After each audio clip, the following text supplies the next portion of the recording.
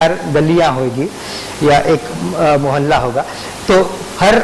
Area के जो असामान्य नागरिक है जिनका वोटर लिस्ट में नाम है, वो अपने आप ही कानूनन इस एरिया सभा के मेंबर्स बन जाएंगे। अब किसी को कोई फॉर्म भरने की जरूरत नहीं या चुन के आने की जरूरत नहीं। अगर आपका नाम रजिस्टर्ड वोटर है आप अपने एरिया के, तो आप एरिया सभा के मेंबर बन जाते हैं। ये एक कानून बनाया जा रहा है, नया कानून बनाया जा रहा है, एक ऑफिशियल सिस्टम बनाई जा रही है नागरिकों के सहभाग के लिए। तो ये एरिया सभा हर आम आदमी जो वहाँ का वोटर है वो अपनी एरिया सभा का रिप्रेजेंटेटिव बन जाता है। इस तरीके से हर वार्ड में करीबन 35 या 37 एरिया सभा बन सकती है। और उसके अलावा इसमें एक सजेशन है कि जो स्थान, क्योंकि वोटर वहाँ के रेसिडेंट्स है, जो रहने वाले लोग हैं वही वहाँ के वोटर होते हैं, मगर उस एरिया में कुछ लोग ऐसे हैं कि जो वहाँ रहते नहीं, उनका वोटर लिस्ट में नाम नहीं है, मगर उनका बिजनेस वहाँ पर है, तो वो भी उस एरिया के स्टेक होल्डर्स है। तो उन्हें भी कुछ भी डिसीजन अगर उस वार्ड के लिए लेने वाले हैं तो उसमें उनका भी एक उनकी सजेशन होनी चाहिए, उनका भी मत, उनकी भी तकलीफें लोगों को मालूम होनी चाहिए। इसलिए जो लोकल बिजनेस कम्युनिटी है उनके रिप्रेजेंटेटिव, कुछ एनजीओज वहाँ पर काम करे, या कुछ एरिया में ऐसा होता है कि कोई स्पेशलिस्ट है, कोई मान्यवर डॉक्टर है, कोई सेलिब्रिटीज है, उन लोगों को हम शामिल कर सकते हैं उनके एक्सपर्ट एडवाइस के लिए। तो उनका एक नॉमिनेटेड सेक्शन होगा जिसमें एएलएम्स, एनजीओज और कमर्शियल बिजनेस इंटरेस्ट के लोग हैं वो उसमें शामिल होंगे। मगर उनकी संख्या टोटल वार्ड कमेटी के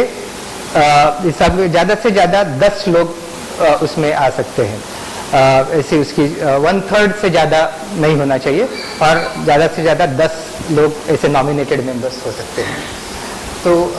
ये एक रचना की गई थी। फिर हर एरिया सभा, जो हमने कहा कि एक सामान्य नागरिक एरिया सभा का प्रतिनिधि अपने आप ही बन जाता है, मगर जो हमारी 1200 या 1400 लोगों की जो एरिया सभा है, वो हर एरिया सभा अपना एक प्रतिनिधि चुनेगी। हम लोगों में से एक हमारा प्रतिनिधि होगा जो एरिया सभा रिप्रेजेंटेटिव कहा जाएगा। तो इस तरीके से हर एरिया से 35 या 37 ऐसे रिप्रेजेंटेटिव आएंगे जो वार्ड के अलग अलग एरिया से मिलते हैं, और ये जो नॉमिनेटेड मेंबर्स है, एनजीओ के मेंबर्स है और बाहर के मेंबर्स है, बिजनेस इंटरेस्ट के, उनसे मिलकर ये एक वार्ड कमेटी बनाई जाएगी जिसका नगर सेवक अध्यक्ष होगा। तो आज की जो वार्ड कमेटी है मुंबई शहर में, वो एक 16 एडमिनिस्ट्रेटिव वार्ड्स की कमेटी बनाई गई है। तो एक वार्ड कमेटी में शायद करीबन जैसे मालाड की एरिया में एक वार्ड कमेटी जो है वो शायद 13 लाख लोगों के लिए एक वार्ड कमेटी है। तो उसके बदले में ये वार्ड कमेटी बनेगी जो टोटल 227 वार्ड कमेटीज बनेगी मुंबई शहर में, और उसमें हर वार्ड कमेटी में 50,000 नागरिक रहेंगे। तो ये हम मतलब 50,000 नागरिकों की सेवाएं उपलब्ध करना उसका काम होगा। और फिर ये वार्ड कमेटी को एक हम एम्पावर्ड वार्ड कमेटी कहते हैं कि इसको फंड्स, फंक्शंस और फंक्शनरीज, कि उसको किस तरीके से ताकत मिल जाए कि वो लोगों की तकलीफें दूर करे, लोगों को अच्छी तरह सेवाएं उपलब्ध करे। तो उसके लिए उसको फंड्स, फंक्शंस और फंक्शनरीज, मतलब उसको निधि मिलना चाहिए, फंड्स मिलने चाहिए। तो जो अपनी एरिया से जो हम टैक्सेस देते हैं, जैसे प्रॉपर्टी टैक्स वगैरह है, तो उसमें से कुछ परसेंटेज वार्ड कमेटी के पास रहना चाहिए। उसके अलावा उसको उनके पास कर्मचारी होने चाहिए कि महानगर प्रशासन के जो लोकल स्तर के जो कर्मचारी है वो डायरेक्टली वार्ड कमेटी के कर्मचारी हो, न कि हेड ऑफिस के। अगर अपने लोकल एरिया में जो स्वीपर रोड स्वीप करता है, तो जरूरी नहीं कि वो हेड ऑफिस का एम्प्लॉय हो, आप उसको अपॉइंट कर सके। वो अगर काम नहीं कर रहा है तो आप उसको दूर करके दूसरा अपॉइंट कर सके। तो इस तरीके से कुछ फंक्शंस जो लोकल एरिया में रहेंगे। तो ये कानून से जिस तरीके से केंद्र शासन, राज्य शासन और नगर पालिका के अलग अलग फंक्शंस अपने संविधान ने तय किए, उसी तरह ये नगर राज बिल का कानून है, वो फंक्शंस की बात करता है कि एरिया सभा के और ये वार्ड कमेटी के क्या फंक्शंस होंगे। तो वार्ड कमेटी के पास जो लोकल वार्ड है उसका पूरा एडमिनिस्ट्रेशन मैनेज करने के लिए फंड्स, फंक्शंस और फंक्शनरीज, और जो उनकी वार्ड कमेटी के मैंडेटेड जो फंक्शंस होंगे, जो कार्य उसको दिए गए, वो पूरे करने का उसको पूरा अधिकार मिल जाना चाहिए।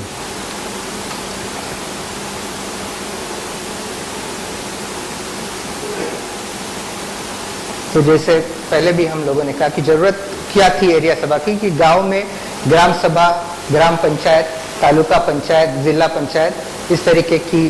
सिस्टम है जहां पर नागरिकों को डायरेक्टली सहभाग करना। मगर एक बात ऐसी है कि गांव में जो लोकल लीडर्स या जो साहूकार या सरपंच काफी पावरफुल रहते हैं और लोगों में उतना विश्वास नहीं है कि वो खुद को उनके पास कैपेसिटी नहीं है कि वो काफी अच्छी तरह पार्टिसिपेट करें, बल्कि शहर में ज्यादा पढ़े लिखे लोग हैं, ज्यादा जानकार लोग हैं, मगर उनके पास ऐसा मंच उपलब्ध नहीं है कि वो आज जो वार्ड कमेटी बनती है वो डायरेक्टली 13 लाख लोगों के लिए काम करने वाले और केवल नगर सेवक और 2-3 एनजीओ के रिप्रेजेंटेटिव, इस तरीके से तो डायरेक्टली लोगों का पार्टिसिपेशन ये वार्ड कमेटी में नहीं है। तो जो नगर राज बिल से एरिया सभा और वार्ड कमेटी बनेगी, उसकी वजह से आम आदमी एरिया सभा में पार्टिसिपेट करेगा, एरिया सभा के रिप्रेजेंटेटिव्स मिलकर वार्ड कमेटी बनेगी, जो वार्ड कमेटी उसके लोकल फंक्शंस, लोकल सुविधाएं उपलब्ध करेगी, और जो हमारा नगर सेवक होगा वो हमें म्युनिसिपल कॉरपोरेशन के स्तर पर हमको रिप्रेजेंट करेगा। एरिया सभा के जो फंक्शंस दिए गए, फिर ये जो एरिया सभा की बात की जा रही है, तो एरिया सभा की हर कुछ महीनों में जो लॉ के हिसाब से हर 3 महीने में या एक निश्चित रूप पे, आज जो ग्राम सभाएं होती है वो शायद साल में 3 बार ही होती है, 15 अगस्त, 26 जनवरी, ऐसे फिक्स बेस पर होती है। मगर इसी तरीके से नगर राज बिल जब एक्चुअल इम्प्लीमेंट होगा तभी उसके रूल्स किए जाएंगे कि हर 3 महीने में या हर 4 महीने में उसकी मीटिंग होगी। जहाँ स्थानिक मीटिंग जब एरिया सभा की होती है तो एक आम नागरिक उस मीटिंग में शामिल हो सकता है। अपने एरिया में जो सरकार की तरफ से जो सेवाएं मिल रही है, वो सेवाएं उनमें अगर कुछ कमियां हैं तो उसके बारे में हम लोग अपने एरिया सभा की मीटिंग में हम रिजोल्यूशन पास कर सकते हैं। हम कह सकते हैं कि हमको जो पानी मिल रहा है उसका दबाव कम है या पानी साफ नहीं है, या अगर रोड आपकी एरिया में खराब है तो कह सकते हैं कि रोड की रिपेयरिंग की सख्त ज़रूरत है। तो जो कुछ भी तकलीफें हैं उसके बारे में सेवाएं जो सरकार से मिल रही है उसमें अगर कुछ कमियां हैं तो वो एरिया सभा में हम एक आपके पास ऑफिशियल प्लेटफॉर्म मिल जाता है कि जहाँ पर आप अपनी कंप्लेंट्स, अपने सुझाव सरकार की तरफ दे सकते हैं। उसके अलावा प्रायोरिटी सेट करना ये एक बहुत महत्वपूर्ण बात है कि जो सरकार की तरफ से, जैसे मुंबई शहर का आज का जो एनुअल बजट है महानगर पालिका का, वो 21,000 करोड़ रुपए का है और 450 स्क्वायर किलोमीटर की एरिया है मुंबई शहर की, और उसमें हर साल 21,000 करोड़ रुपए का बजट, मतलब बीएमसी का बजट है। एनुअल बजट 21,000 करोड़ रुपए का, अगर हम डिवाइड करें 21,000 करोड़ 450 स्क्वायर किलोमीटर से, तो हर किलोमीटर वाइज मेरे ख्याल से 50 करोड़ रुपया ऑलमोस्ट स्पेंड होता है। मगर अगर हम देखेंगे तो दिखने में तो नहीं आता है कि 1 स्क्वायर किलोमीटर में हर साल 50 करोड़ रुपया कहाँ पर खर्च होता है। शायद इसमें से 21,000 करोड़ में से काफ़ी, मेरे ख्याल से 60% शायद सैलरीज देने में जाता है। फिर भी काफ़ी निधि ऐसा है कि जो नागरिकों को डेवलपमेंटल वर्क में जाता है, रोड रिपेयरिंग है, और मगर किसी तरीके की अकाउंटेबिलिटी नहीं कि कहाँ पर खर्चा। जैसे हम नगर सेवक निधि की बात करें तो नगर सेवक को आज 25 लाख रुपए का फंड उपलब्ध था, कुछ जैसा 35 लाख उपलब्ध है हर साल, और उसके अलावा एरिया डेवलपमेंट फंड होता है जो वार्ड ऑफिस की तरफ से आता है, जो 1 करोड़ 50 लाख रुपए का है। तो ऑलमोस्ट 1.25 करोड़ रुपए का हर साल निधि आता है हर कॉर्पोरेटर को आज की स्थिति में भी, और वो अलग अलग काम करते हैं। हम हमेशा बोर्ड देखते हैं कि ये नगर सेवक निधि से ये काम किया गया है, नई टाइल्स लगाई है या पेवर ब्लॉक्स लगाए हैं, कहीं पर सुलभ शौचालय बनाया जाता है और वहाँ पर बोर्ड लगा देते हैं कि नगर सेवक निधि। मगर तो ये एक्चुअली नगर सेवक ने नागरिकों के लिए स्पेंड किया जाने वाला, नागरिकों की सुविधा के लिए खर्चा अपने लोकल एरिया में करने वाला जो फंड है, उसमें भी हम नागरिकों का कुछ भी सहभाग नहीं है कि हम डिसाइड करें कि क्या हमें चाहिए। अगर हमारे लिए हमारे टैक्स से दिया गया अगर फंड है तो हमारे पास कुछ मैकेनिज्म होना चाहिए कि हम कह सके कि हमें कहाँ पर वो खर्चा करना है। तो ये एरिया सभा ये ऐसा मंच होगा कि जहाँ पर नागरिक बैठ के डिसाइड करे कि कहाँ पर वो पहले क्या सुविधा पहले चाहते हैं। अगर कुछ एरिया में पानी की तकलीफ है तो पाइपलाइन नया डालना है तो वो करे। दूसरे एरिया में नागरिक कह सके कि हमारा रोड खराब है, पहले हमें रोड चाहिए। कहीं पर अगर गार्डन है तो उसका सुशोभीकरण करना है। तो इस तरीके से हर एरिया से एरिया सभा का जो हमने पहले वार्ड कमेटी का स्ट्रक्चर देखा है, तो हर एरिया से एरिया सभा अपने एरिया में रिजोल्यूशन पास करेगी, जहाँ पर वो प्रायोरिटाइज करेगी कि हमें क्या चाहिए। अगले साल का पूरा बजट जो होता है वो हर एरिया अपने डिमांड्स करेगी, और फिर वो 35 रिप्रेजेंटेटिव साथ में आके कॉर्पोरेटर के पास अपनी अपनी एरिया की तकलीफें लेके आएंगे, अपने अपने एरिया के सुझाव लेके आएंगे। और फिर कॉर्पोरेटर की लीडरशिप होगी कि उसे देखना पड़ेगा कि अपने एरिया में हर तरफ से जो तकलीफें आई है, जो सुझाव आए हैं, उसमें से किस तरीके से अपने पास जो, जैसे हमने पहले बात की कि लिमिटेड रिसोर्सेस अनलिमिटेड रिक्वायरमेंट्स, तो किस तरीके से अगर कोई ऐसी एरिया है कि जहाँ पर पानी का प्रॉब्लम है तो वहाँ पहले फंड्स जाना चाहिए। अगर कोई चाहता है कि गार्डन का सुशोभीकरण करना है तो वो अगली बार हो सकता है। तो इस तरीके से नगर सेवक की लीडरशिप होगी कि किस तरह से वो अपने एरिया के लोगों को साथ में रख सके, ये सुलझा सके कि प्रॉब्लम किस तरीके से सॉल्व। इसके अलावा एरिया सभा को कुछ राइट्स और पावर्स भी दिए गए हैं। तो उसमें से एक है कि जैसे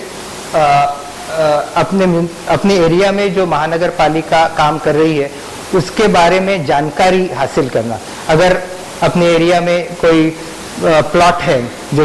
महानगर पालिका का है और वहां पर अभी कुछ कंस्ट्रक्शन शुरू हो रहा है, तो हम जानकारी ले सकते हैं कि ये प्लॉट किस चीज के लिए रिजर्व है, तो वहां पर क्या काम हो रहा है। तो अगर एरिया सभा ऐसा कहे कि हमें इस बारे में जानकारी चाहिए, तो उसका एक राइट, एक अधिकार बन जाता है कि महानगर पालिका का कंसर्न डिपार्टमेंट का अधिकारी वो एरिया सभा की मीटिंग अटेंड करे और उसके बारे में नागरिकों को जानकारी दे। फिर to be informed about the decisions of the ward committee. अगर एरिया सभा ने सुझाव दिया है कि हमारे एरिया में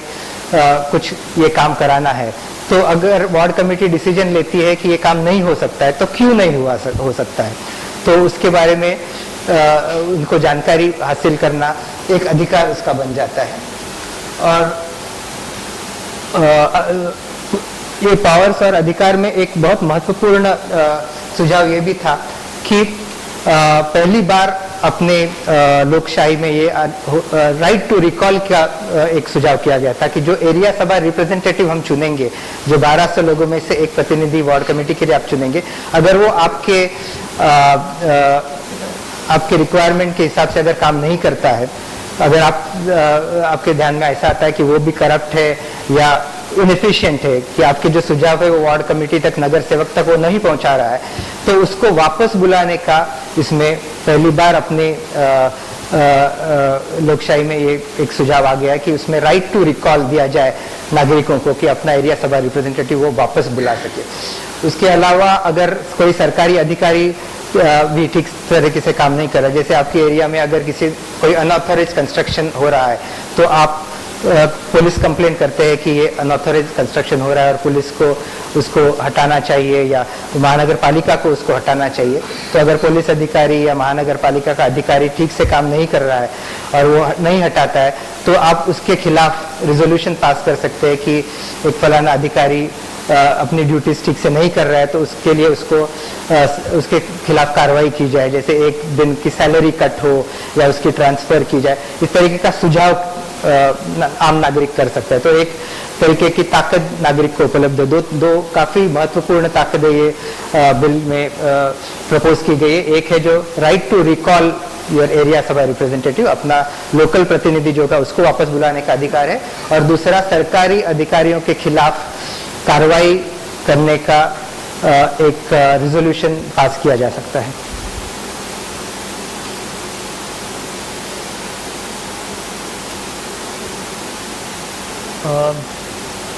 अभी मैं चाहूंगा कि कुछ ये जो लोग नगर राज्य बिल के बारे में लोक सत्ता ने काफी मेहनत की थी और उसको पास कराने के लिए केंद्र शासन पर के साथ काफ़ी एडवोकेसी की गई, जिसकी वजह से नगर राज बिल तैयार हुआ और एक मैंडेटरी रिफॉर्म करके शहर की तरफ आ गया। महाराष्ट्र शासन ने उसको मान्यता दी कि हम ये बिल पास करेंगे, मगर अभी फिलहाल की जो स्थिति है उसके बारे में मैं आपको थोड़ी जानकारी देना चाहूँगा कि जो मैंने अभी जो बताया वो प्रपोज्ड बिल था, जो मॉडल बिल था, मगर महाराष्ट्र शासन ने रिसेंटली विधानसभा में ये बिल लाया है। उसमें उन्होंने इसमें से जो जो नागरिकों को अधिकार देने की जो बात है वो सब उसमें से कट करके एक काफ़ी इनफेक्टिव बिल प्रपोज किया है, जो अभी तक इम्प्लीमेंट नहीं हुआ है। और लोक सत्ता कुछ और संस्थाओं के साथ मिलकर हम लोगों ने एक नगर राज बिल समर्थन मंच स्थापन किया है, जिसकी तरफ से हम लोग एडवोकेसी कर रहे हैं गवर्नमेंट से कि अभी भी उसमें बदलाव लाया जाए। अन्ना हजारे जी भी इस मुहिम में शामिल है, तो उनकी शब्द की वजह से महाराष्ट्र शासन ने एक स्टडी ग्रुप बनाया है कि जो इसके डिटेल्स में जा रहा है कि क्या होना चाहिए क्या नहीं होना चाहिए, और अभी भी कोशिश जारी है कि हम ज़्यादा से ज़्यादा पावर्स नागरिकों को मिले इस तरीके का बिल करें। मगर आज जो बिल महाराष्ट्र शासन ने बनाया है उसमें ये प्राविधान है कि हम लोग कहते हैं कि एरिया सभा एक पोलिंग बूथ से हो, मतलब 1200 नागरिकों की एक एरिया सभा हो, जबकि राज्य शासन का बिल जो है वो कह रहा है कि 5 एरिया सभा का 5 पोलिंग बूथ का एक एरिया सभा बनेगा, मतलब 6000 नागरिकों की एक एरिया सभा बनेगी। तो इसमें एक प्रॉब्लम ये होता है कि इतने सब लोग कहाँ पर बैठेंगे, तो एरिया सभा कंडक्ट करना एक प्रैक्टिकल डिफिकल्टी होगी। और जहाँ पर नंबर्स ज़्यादा हो जाते हैं वहाँ पर प्रॉब्लम ये होता है कि जो पॉलिटिकल पार्टीज और पॉलिटिकल लीडर्स है वो फिर अपना इफेक्ट ज़्यादा ला सकते हैं। अगर 1200 नागरिकों की एरिया होगी तो आपके एरिया में से काफ़ी नागरिक उसमें अपने व्यू पॉइंट्स सामने ला सकते हैं, कुछ डिसीजंस कलेक्टिवली ले सकते हैं। और अगर 6000 लोगों की होगी तो जिसके पास ज़्यादा लोग हैं, तो अगर पॉलिटिकल पार्टी अपने ज़्यादातर कार्यकर्ताओं को लेके आती है तो शायद उनकी मर्जी से ही सब काम चलेगा। तो ये एक उसमें प्रॉब्लम है। उसके अलावा वो कहते हैं कि एरिया सभा रिप्रेजेंटेटिव चुनने की जो बात है वो उन्होंने पूरी तरह हटा दी है। वो कहते हैं कि आपका कॉर्पोरेटर जो है वही आपका एरिया सभा रिप्रेजेंटेटिव है, तो आपको एरिया सभा रिप्रेजेंटेटिव नहीं चुन सकते। और फिर एरिया सभा रिप्रेजेंटेटिव नहीं चुनना है तो फिर वार्ड कमेटी बनने का प्रश्न ही उपलब्ध नहीं होता, क्योंकि हम जो प्रपोजल है कि एरिया सभा रिप्रेजेंटेटिव आएंगे और उनके तरफ से वार्ड कमेटी, तो उनका कहना है कि कॉर्पोरेटर ही एरिया सभा रिप्रेजेंटेटिव रहेगा और 6 महीने में एक बार एरिया सभा मीटिंग लेने का उसके ऊपर बंधन होगा। अगर लगातार 6 महीने के बाद दूसरी मीटिंग नहीं ली तो म्युनिसिपल कमिश्नर के पास अथॉरिटी दी गई है कि वो नगर सेवक को हटा सकता है पद से, क्योंकि उसने एरिया सभा मीटिंग नहीं। तो ये भी एक बहुत गलत डिसीजन है कि जहाँ पर म्युनिसिपल कमिश्नर जो कि एक गवर्नमेंट अपॉइंटी है उसको अधिकार दिया गया है नगर सेवक को हटाने का, जो कि लोगों ने चुना हुआ रिप्रेजेंटेटिव। तो ये भी एक डेमोक्रेसी के काफ़ी खिलाफ डिसीजन है जो लोक सत्ता और अन्य एनजीओज उसका विरोध कर रही है। और फिर वार्ड कमिटीज जो आज का स्ट्रक्चर है, जो हमने कहा एडमिनिस्ट्रेटिव वार्ड लेवल पर जो वार्ड कमेटी है वही चालू रहेगी। तो मूल रूप में तो ये जो हम नागरिकों के सहभाग की बात कर रहे हैं, नागरिकों को अधिकार लाने की बात कर रहे हैं, वो सब तो इसमें नहीं होगा। तो कोशिश जारी है कि हम किस तरीके से ज़्यादा लोगों को डिसीजन मेकिंग पावर में लाने की कोशिश करें। मगर उसकी दूसरी तरफ हम लोक सत्ता की ये भी, जैसा कि आप सब जानते हैं, दोनों तरफ से लोक सत्ता काम करती है। एक तो है एडवोकेसी का काम है कि जो सरकार के साथ मिलकर हम इस तरीके के बदलाव लाने की कोशिश करते हैं, मगर जहाँ पर सरकार और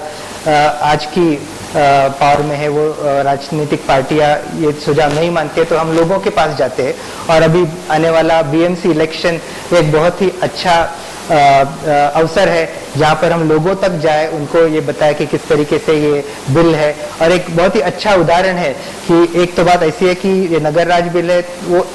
लोक सत्ता के साथ जुड़ा हुआ है। जैसे ये हम लोगों ने बनाया हुआ एक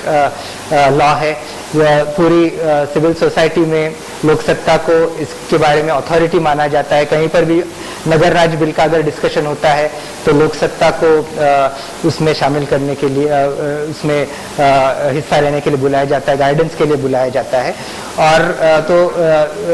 जो लोक सत्ता के साथ जुड़े हुए सब वॉलंटियर्स है उनको इसके बारे में पूरी जानकारी होना जरूरी है। हम पूरा डिटेल्ड बिल ईमेल से सबको भेज सकते हैं, उसका शॉर्ट में समरी भी किया गया है तो वो भी हम दे सकते हैं। और अपने अपने एरिया में हमें कोशिश करनी चाहिए कि हमारा जो पार्टी स्ट्रक्चर है वो इसी तरीके से बेस्ड हो कि हम लोग भी हर पोलिंग बूथ में अपने 1 या 2 रिप्रेजेंटेटिव तैयार करने की कोशिश करें। जैसे वोट मुंबई कैंपेन की हमने बात की थी, 2004-2005 में 2 कैंपेन हुआ था जिसका एक रिजल्ट था ये नगर राज्य बिल तैयार करना। तो तभी भी यही सोचा गया था कि हम लोगों के पास भी जाए और इसीलिए वो वोट जुहू कैंपेन किया गया था जुहू एरिया में, जहाँ पर यही मॉडल फॉलो किया गया था उस इलेक्शन में। तो जहाँ पर हम इलेक्शन से 3-4 महीना पहले ये डिसीजन लिया गया, जुहू के नागरिक संस्था ने, जुहू सिटीजन ग्रुप जो है, उन्होंने कहा कि ये जो जिस रचना की आप बात कर रहे हैं वो रचना हमारे एरिया में एक टेस्ट के हिसाब से करना काफ़ी आसान होगा, क्योंकि पहले से ही हमारे लोग ALMs के जरिए local area management, citizen management committees के रूप में ऑलरेडी हमारे लोग पहले से काम कर रहे हैं। तो इलेक्शन से 3-4 महीना पहले हम लोगों के पास गए, उन्हें बताया इस नई रचना के बारे में, और तभी हम लोगों ने उनको बताया कि आप अपने अपने एरिया से एक प्रतिनिधि चुन के दे। इस तरीके से हम लोगों ने वहाँ पर भी 37 एरिया सभा है जुहू के वार्ड 63 में, उसमें से करीबन 22 या 25 एरिया से हमारे पास रिप्रेजेंटेटिव आए थे, बाकी 12 एरियाज में हम पहुँच नहीं सके। और उन 25 लोगों ने अपने अपने एरिया में से जो नॉमिनेट हुए थे प्रतिनिधि के रूप में, उन्होंने साथ में बैठ के अपने में से एक लीडर चुना और वो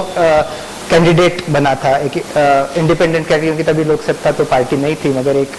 इंडिपेंडेंट कैंडिडेट के रूप में इलेक्शन लड़ा था। और तब भी हमें